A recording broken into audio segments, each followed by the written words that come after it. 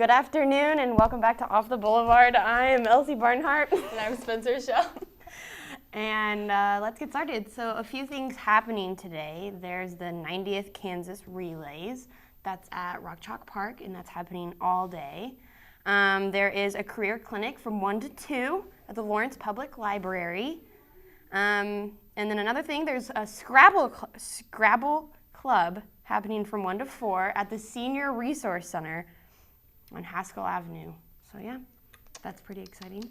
It's exciting. Spencer, how was your week? Did you have a good week? I did have a good week. We did have this really interesting thing happen to us this week. So this week we were out at, we were coming home from, where were we coming home from? We were coming home from a Civil War reenactment, and we saw this yellow truck just flipped upside down. Like, it was on in Kentucky. the middle of the street. Yeah. So we run over, and we're like, what happened? And this guy has like a bandage over his arm, and a white truck was coming, or a white minivan was coming down 11th Street and hit the back of him and flipped him over and then ran away.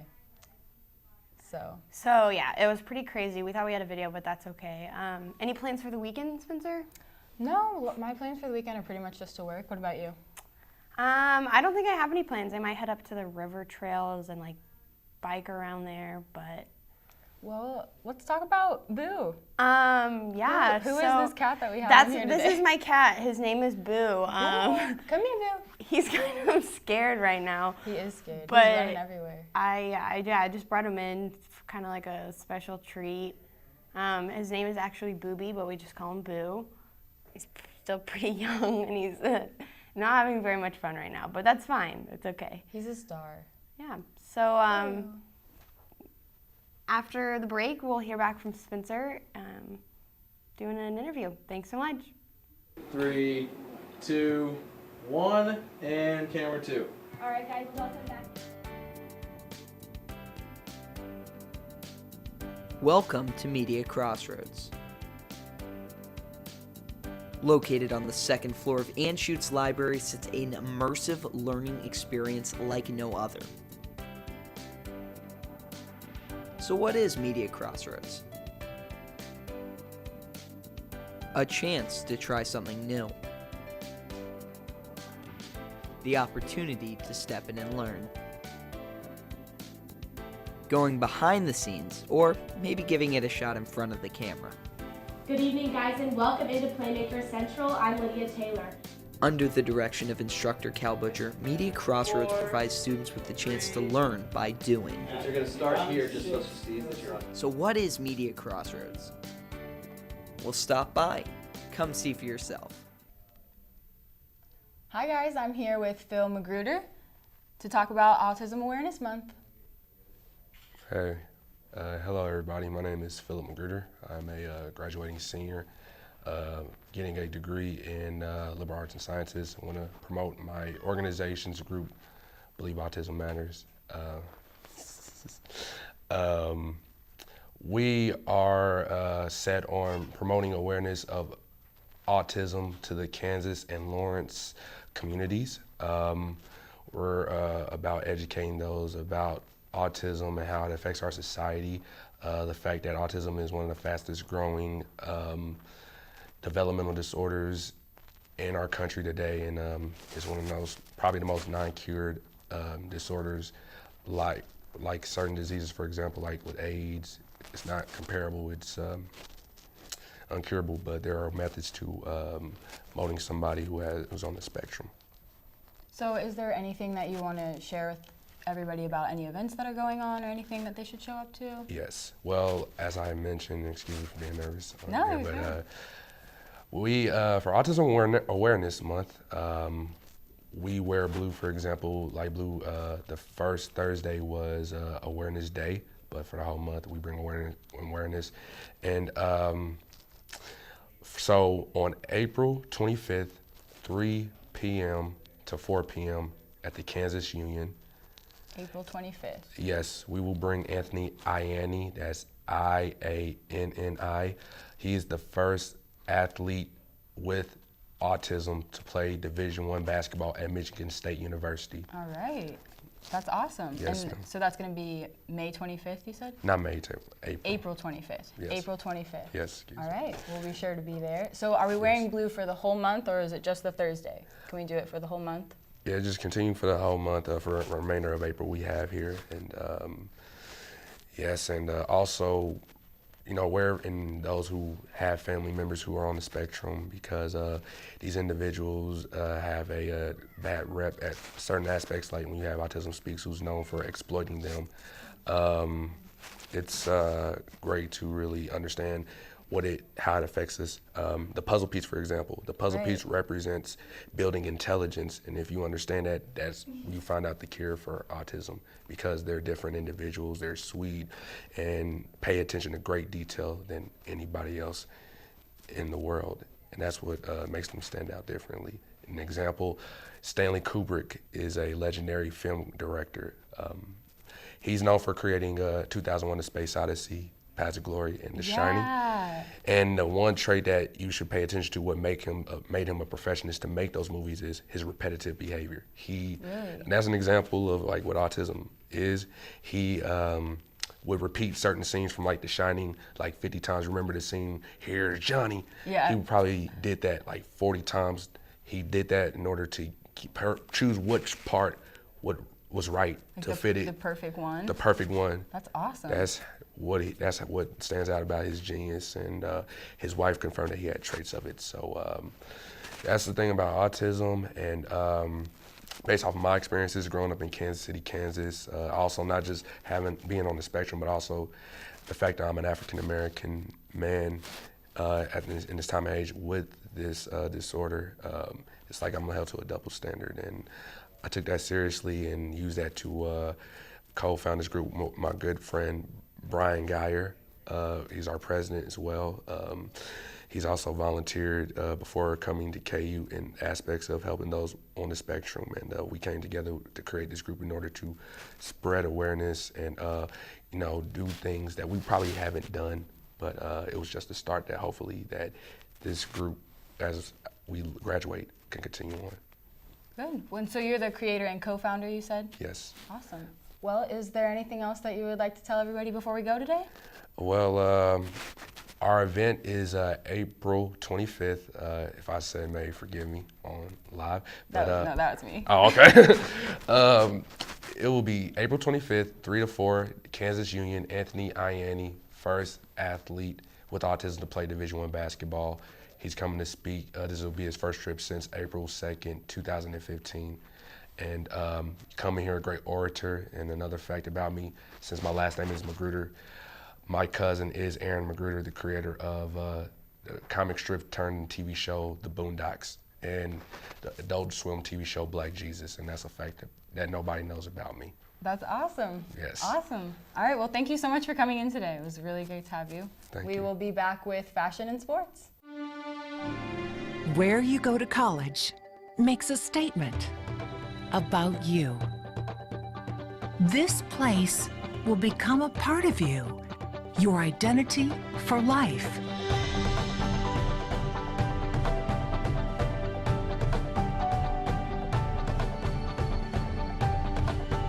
The University of Kansas, a great place to be you. Hi guys, welcome back. Oh, blah, blah, blah, blah, blah.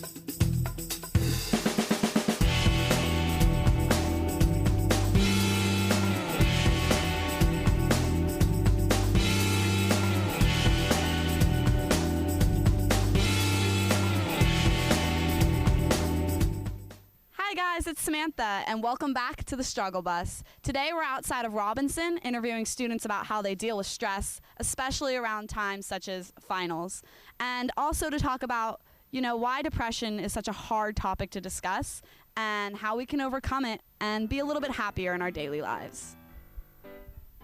So I'm asking everyone today, what is your number one stress in life right now? School, like homework and tests, and getting into, I want to go to dental school, so trying to continue keeping my grades up for that. And when you're having this stress, what are the types of things you do to relieve stress, to have a little fun? I like exercising, so I'll go to the rec for a little and watch Netflix in between study breaks, and just go into my friends' rooms and talk to them for 30 minutes just to get my brain off of it. Number one stress in life right now? Probably being away from home. I'm from California, so being away from home has been a huge stressor on me, just being in a different state. How do you deal with that stress? Are there any ways you cope? I think it's all about building a support system where you're at, so making friends and distraction, being able to talk to family back home, that really helps. What is your number one stress in life right now? My number one stress is probably school and preparing for real life after school. I have a lot of interviews and stuff for jobs and all that, but yeah. I want to ask you, what is your number one stressor in life right now? Probably school.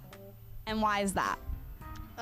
It's just April, and there's a lot of things going on, and a lot of projects I do are due at once, and kind of need to do well in all of them. And why is that? What is your goal from all of this, from doing well in school? My goal is to get into grad school, and so I'm applying for that next semester, and so this is a really important semester to get admitted to that. How do you deal with stress along the way? Are you happy in the process of this all? Yeah, I'm happy. I exercise a lot. I take breaks, lots and lots of study breaks. I hang out with my friends. But it's a lot to do. I wanted to ask you, what is your number one stress in life right now? Probably classes. And why is that? What's stressing you out? Just keeping up with all the workload is really tough. I actually just forgot to write an essay for my German class, so yeah. There's so much stress. I just don't know what to do. School can be so overwhelming, and I wonder if anyone's truly happy. I can't do this on my own. I'm no longer at home. It feels like I'm failing, and I can't catch up. It's so easy to turn to my disappearing act, recess into a shell that they call beautiful, but everything is numb and words don't come. Fill that hole with success. Don't sleep until you've achieved an unachievable dream, but it's really hard, quite frankly, to focus in when all you are is the shell of a human, and if I do succeed, it's not enough. I can't seem to justify my life unless it's on paper. But the dark red pen does not define me. Instead, I run until my legs bend to an easy rhythm and I learn to breathe. Instead, I hold my friends close. Instead, I choose to dispel the anxiety, remembering through extreme pressure, a diamond is created. I think it's hard to talk about depression because people see it so negatively when it's really not the person's fault that they're depressed. It's definitely all chemicals in their mind are just not set right. So I think that people just need to be really more open about the struggles of depression and how it makes people's lives harder. Why do you think depression is such a hard topic to talk about?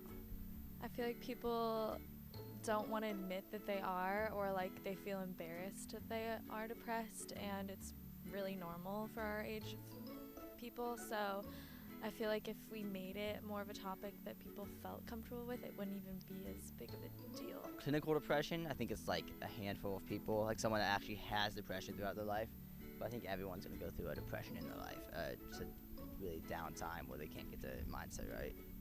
And you say that most people, it's common for most people our age. Do you know anyone who has depression? One of my good friends lost herself kind of in college.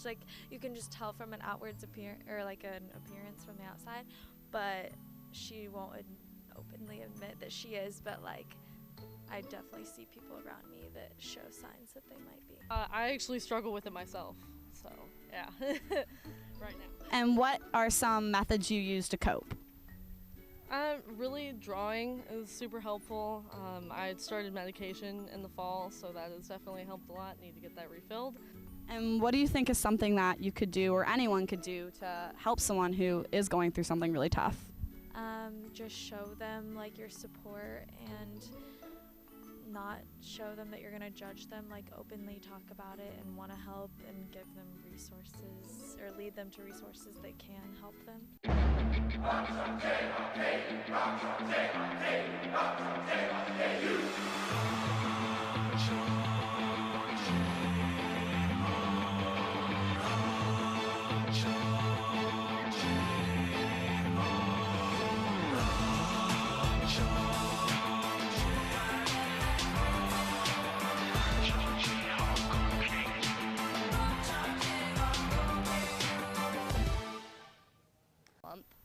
Thank you for joining us. I'm Brandy Smith, and this is your Friday News Update.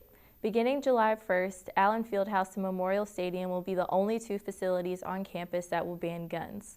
The university received official approval of the ban for games on Wednesday by the Kansas Board of Regents. In the state of Kansas, KU, K-State, and Wichita State are the only three universities who requested this to ensure a safe environment during sporting events.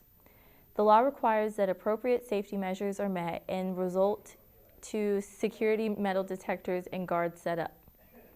KU fans will also have to leave their bag or purse at home, as they will be prohibited from sporting events and only clear bags will be allowed. In Topeka on Tuesday, Republican Governor Sam Brownback signed a budget bill that will use $291 million through internal government borrowing. According to the Lawrence Journal-World, the state's plan is to deter a deficit in its current budget by avoiding short-term cuts in aid to public schools, social services, and other programs, and pay bills on time through June. The loan is projected to be back over the next 7 years. However, Kansas will still face a budget shortfall totaling $989 million for the total 2 years in July. The city of Lawrence is anxious to advance their transit plans, but city commissioners see one big issue. Half of the funding for Lawrence public bus service is not guaranteed after next year. Mike Amix, a city commissioner, suggests to focus on what the city can do to renew what is already implemented. The city is still looking for ways to help fund possible transit hub for bus services. A metropolitan planning organization guaranteed $10,000 towards a dedicated location and facility for a transit center. The city commissioners agreed not to move forward with a contract without further discussion. That'll wrap up your news update. Stay tuned for Brady Fashion. Where you go to college makes a statement about you. This place will become a part of you, your identity for life.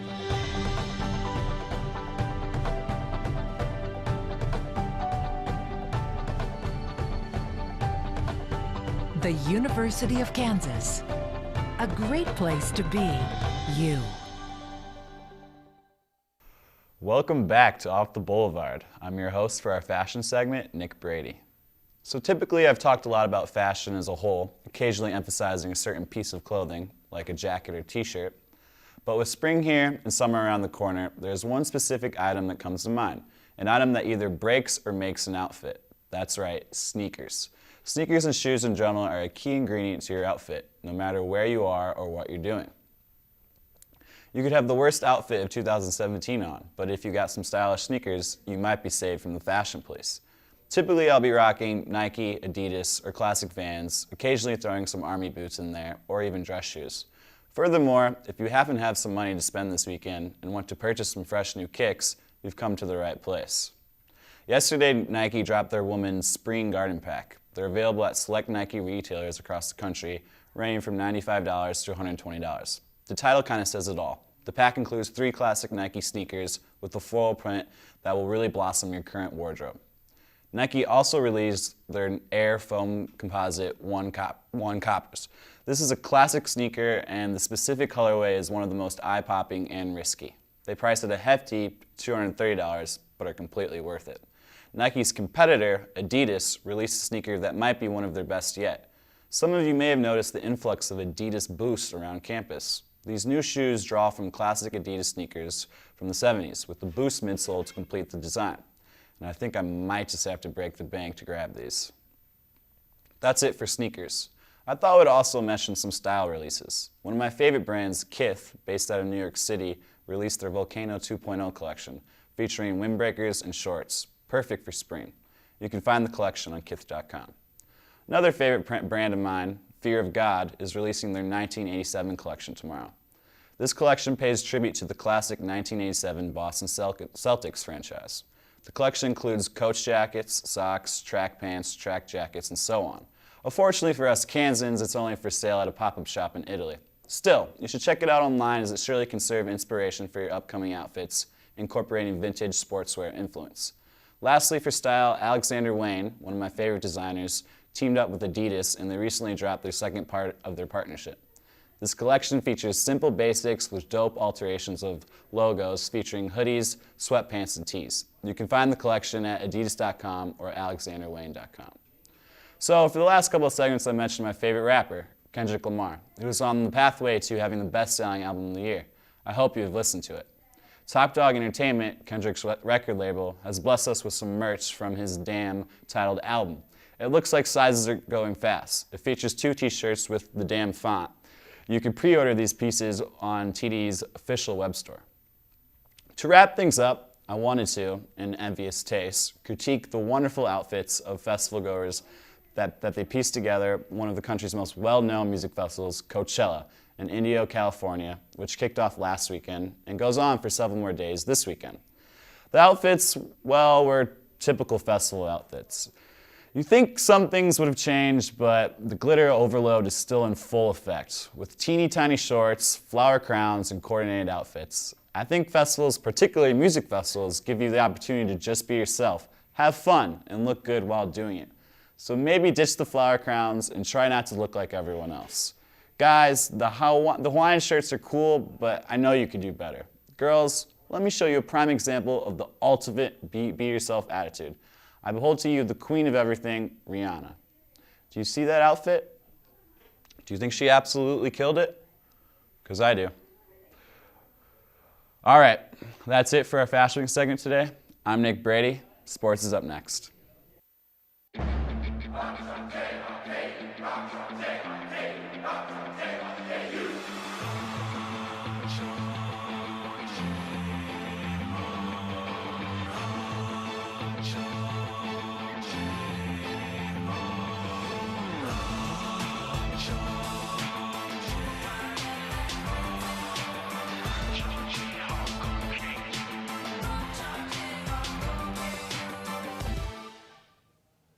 Welcome back to Off the Boulevard in our sports segment. I'm Jacob Sperry, and this is Nick Merrick. Happy Friday, Nick. Happy Friday. Cheers.